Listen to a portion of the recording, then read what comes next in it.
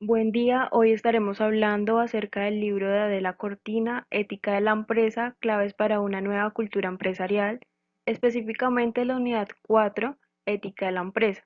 El grupo está conformado por María Paula Mora Díaz y quien les habla, Cristina Betancur Bejarano.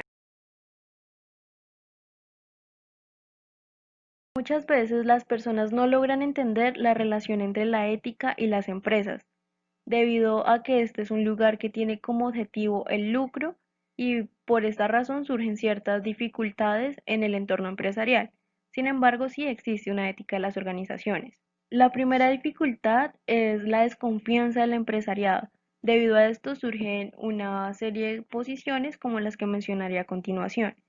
En primer lugar, se tiene que para hacer negocios es preciso olvidarse de una ética común y corriente, ya que estos tienen sus propias reglas y se rigen por una ética propia.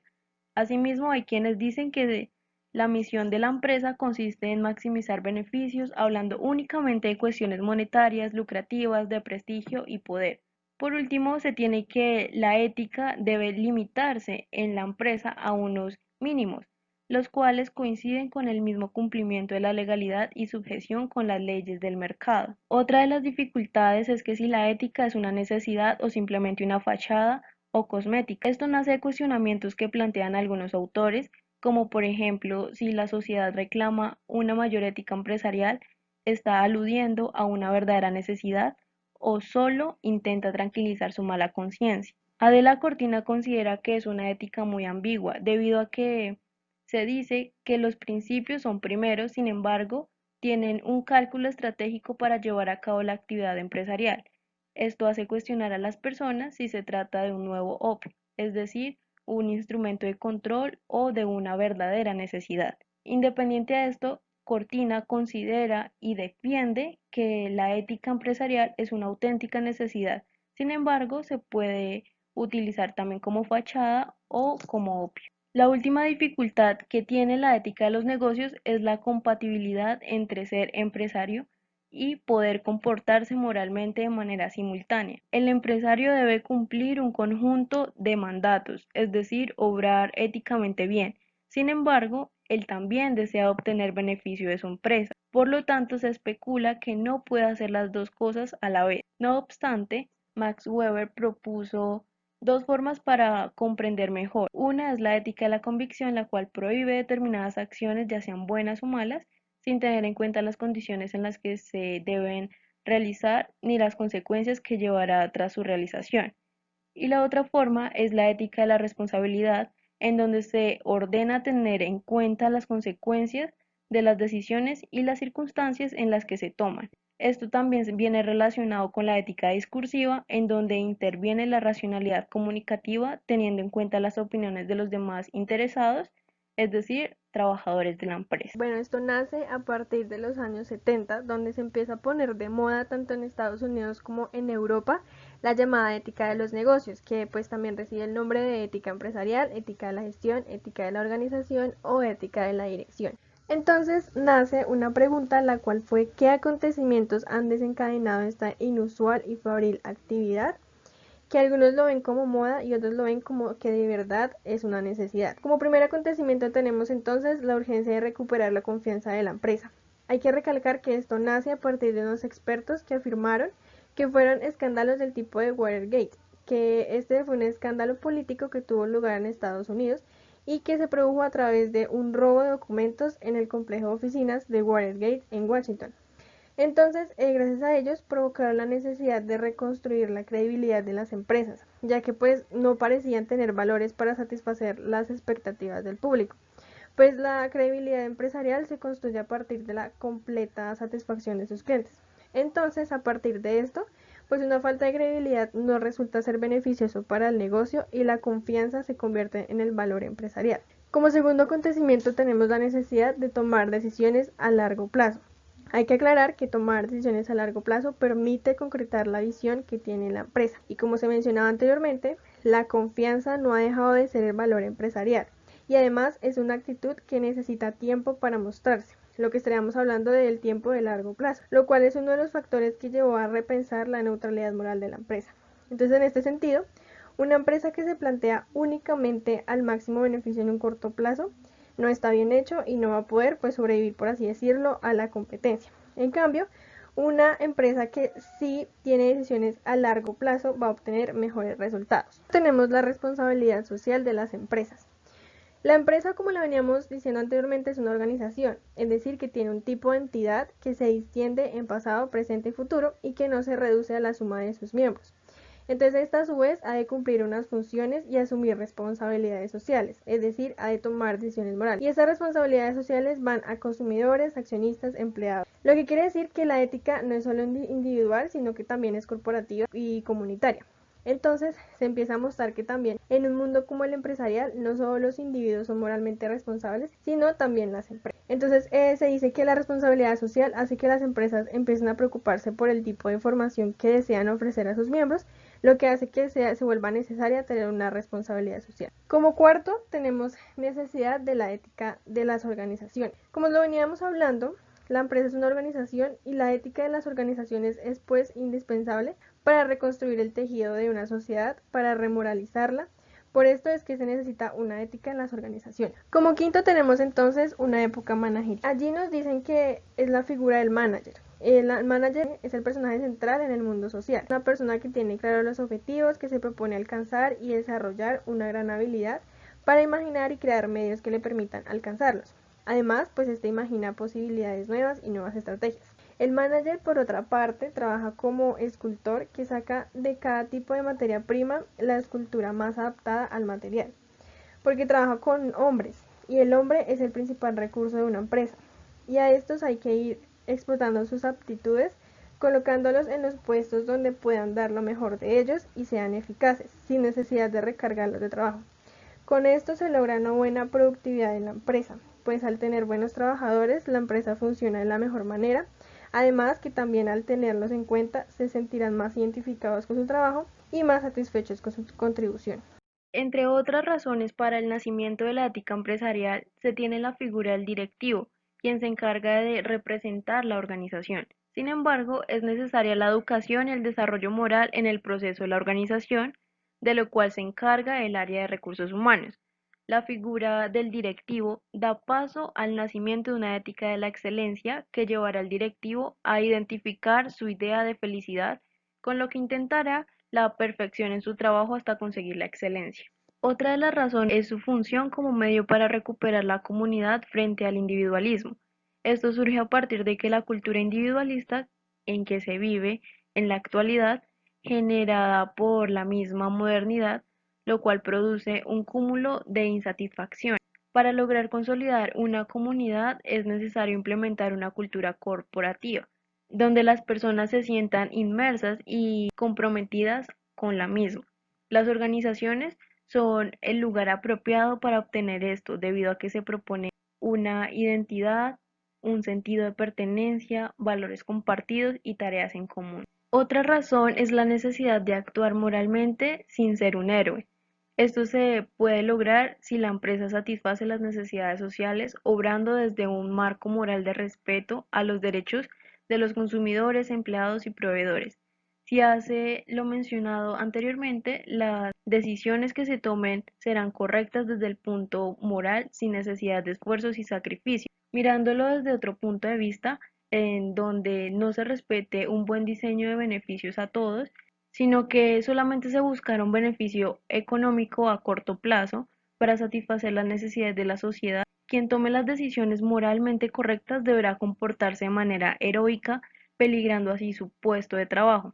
La única solución razonable es remoralizar la empresa, recordando cuáles son los fines que le dan sentido. De esta manera, quienes trabajen en ella actuarán moralmente sin ser los héroes. La última razón es la imposibilidad de eludir al nivel postconvencional. Como tal, una ética empresarial es necesario para que las empresas que pretenden ignorar los derechos humanos y valores que se tienen por el hecho de ser simplemente ciudadanos actúen de manera correcta en donde se rigen por esta ética. Es decir, que es necesaria esta ética para que aquellas empresas que ignoran o no quieren hacer cumplir los derechos de los empleados lo puedan cumplir o de lo contrario tendrán problemas legales. Para lograr una remoralización social postcapitalista Primero se debe revitalizar las organizaciones para así tener un buen desarrollo en comunidad. Según varios autores, la sociedad postcapitalista han alcanzado el nivel postconvencional desde la perspectiva moral, en donde no se considera justo lo que se adecúa a las normas de una sociedad concreta, sino a principios universales, derechos humanos y valores superiores. Por esta razón, las personas no van a permitir recibir un trato inferior al que merecen. Para entender qué es la ética empresarial, primero se debe tener en cuenta la manera en que resuelve moralmente conflictos de acción.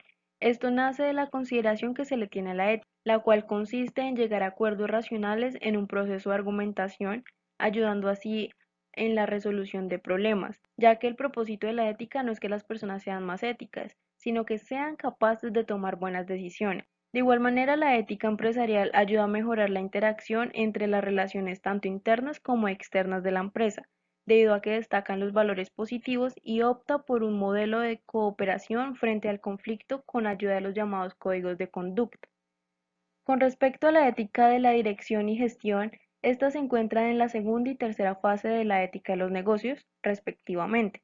La segunda fase se produce cuando, a raíz de la consideración moral de las decisiones de los directivos, se percatan que son los de una organización, los cuales tienen obligaciones sociales que trascienden sus funciones económicas y como tercera fase se tiene una visión más directiva de responsabilidad social en donde se reconstruye la legitimación de la organización. Otro factor importante es su relación con la ética de las instituciones. Para esto se debe tener en cuenta los siguientes elementos. Primero, tener a la empresa como un sistema de valores que surgen a través de una cultura corporativa. Segundo, las instituciones se redefinen desde su finalidad, teniendo en cuenta los valores que los identifican. Tercero, lo ético es una exigencia de los sistemas abiertos, en donde es necesario tener normas de comportamiento, las cuales componen una ética empresarial. Cuarto elemento es lo ético es rentable, ya que al comportarse de manera ética ahorrará en costos externos y problemas legales. Quinto elemento es la cultura propia de la empresa que permite diferenciarla frente a los competidores. Y por último, se nombra que es necesario un directivo que concrete y tenga en cuenta los elementos anteriores. Y finalmente, se tiene que la ética empresarial es un vínculo o está relacionado con el cumplimiento de la ética cívica, ya que así sea un grupo más reducido, se comparten mínimos como los valores y virtudes que ayudan a la buena convivencia y a tomar decisiones moralmente correctas. Características de la ética empresarial. Bueno, como se ha venido diciendo, la actividad empresarial es una actividad humana con una finalidad social, de modo que las actitudes necesarias para alcanzar su meta son actitudes morales y estas se modulan en una ética cívica y por lo tanto se dice que los miembros de la empresa y los consumidores se caracterizan por ser interlocutores válidos, es decir, que tienen el derecho de ser escuchados. Entonces, dicho esto, la ética empresarial tiene las siguientes características. Primero tenemos que no es una ética de la convicción, sino una responsabilidad por las consecuencias de las decisiones que se toman. Es preciso tener en cuenta las consecuencias de las decisiones. Por esto, como se decía en el primer capítulo, hay que pensar y analizar muy bien las decisiones que tomemos, pues en una empresa es importante el tomar buenas decisiones, ya que pues la empresa tendrá mejor fluidez. La segunda característica, que es servir a los consumidores, hay que recordar que estos son los afectados al servicio que se dé en la empresa, y por esto hay que tenerlos muy en cuenta y brindarles el mejor servicio. Como tercera característica, también los miembros de la empresa son interlocutores válidos, pues cuyos derechos tienen que ser respetados al nivel de una conciencia moral y dejar a un lado humillaciones y desconsideraciones. Como cuarta característica tenemos que los miembros de la empresa han de cumplir con sus obligaciones, pues hay que poner en marcha la empresa y cumplir con cada actividad que ésta tenga. Como quinta tenemos una empresa actual ha de atenerse a un marco postconvencional, cuando la empresa acepta el orden social establecido y asume responsablemente las leyes sociales, pero siempre que éstas no violen principios morales que estén por encima de ellas. Entonces no solamente lo legal, sino ante todo lo moral. Como sexta tenemos cambio en la concepción de la empresa de un modelo taylorista a uno post-taylorista. Hay que recordar que un modelo taylorista fue un modelo de organización industrial cuyo fin era la productividad y maximizar la eficiencia de la mano de obra de las máquinas y herramientas, lo cual fue creada por Frederick Taylor, lo que se decía que se utilizaba al hombre como máquinas. Y se dice que es mejor cambiarla por un modelo postalorista, ya que ésta se basa en una ética social, cooperativa, en donde el fin de la actividad económica se dirige al bienestar social y el valor predominante es la equidad. Por esto se dice que es necesario cambiar el modelo taylorista a uno post-taylorista, no solo por moda, sino por conciencia moral. Con respecto a los modelos de empresas, el autor Albert, quien menciona en su libro Capitalismo contra Capitalismo la existencia de dos modelos. El primer modelo es propio del capitalismo neoamericano, el cual representa la tendencia al estilo norteamericano, en donde las empresas son consideradas como mercancía de la que el propietario y accionistas disponen libremente. En otras palabras, es un paquete de acciones con el que hacen lo que quieren para lucrarse. Por eso se dice que el dinero es el fin y las cosas son el medio. De igual manera, los trabajadores son considerados un producto para lograr alcanzar el objetivo empresarial. Y el segundo modelo que propone Albert es el modelo renano. Aquí las empresas plantean proyectos a largo plazo, se tiene una corporación de personas unidas por un objetivo en común, se respetan y se le da el valor que merecen. Bueno, como le dije anteriormente, la empresa post-taylorista se basa en el bienestar social. La empresa tayloriana era piramidal y autoritaria, que intenta sustituir el principio de obediencia por el de responsabilidad. Y la clave del éxito son los programas de formación y desarrollar una capacidad creativa. Entonces así, los valores propios de una empresa post-taylorista genera, primero, responsabilidad por el futuro. Segundo, desarrollo de la capacidad comunicativa. Tercero, identificación de los individuos y de las firmas. Cuarto, desarrollo de una cultura empresarial, es decir, compartir creencias y formar un pensamiento moral. Quinto, personalización de la empresa y generación de un capital, que esto lo que hace es que los consumidores les debe elegir y a preferir esa determinada empresa y a sus productos. Una guerra de logos y de los signos distintivos no es suficiente si tras el logotipo no existe pues una identidad de la empresa que corresponda a él. Una empresa pues responsable se propone a entender a las necesidades del público de la forma más eficiente posible y brindando valores morales. Sexto, en una cultura de la comunicación, la moral impulsa creatividad de los especialistas de la comunicación y funciona como útil de diferenciación y personalización de la empresa. No solo hay que innovar productos, sino también innovar a una comunicación moral. Y séptimo, una confianza. Es muy importante brindar y reflejar confianza tanto dentro de la empresa como los trabajadores y a los clientes. Entonces podemos concluir que sin ética no hay negocios.